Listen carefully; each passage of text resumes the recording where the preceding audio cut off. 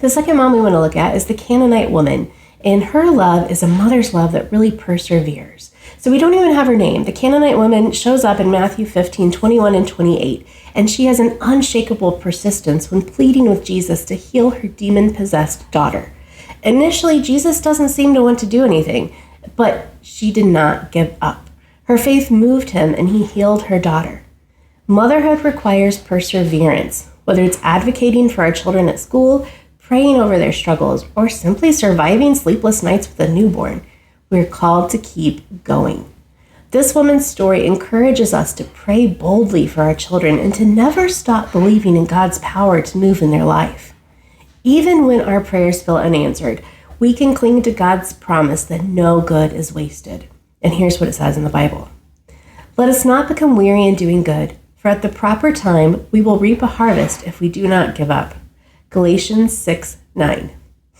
Sometimes our greatest act of love is to keep showing up through the tantrums, the teenage rebellion, or the tough seasons of life. So let's talk about 3 ways that we can practically apply this lesson from the Canaanite woman. The first one is to boldly pray, or pray boldly and persistently.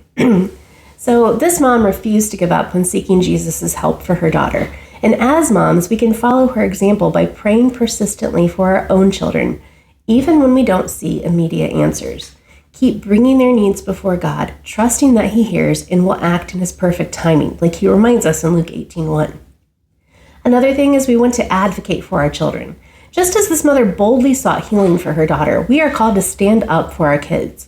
Whether it's ensuring they get the help they need in school, guiding them through challenges, or teaching them to make wise choices, perseverance means never giving up on them, no matter how hard the journey gets.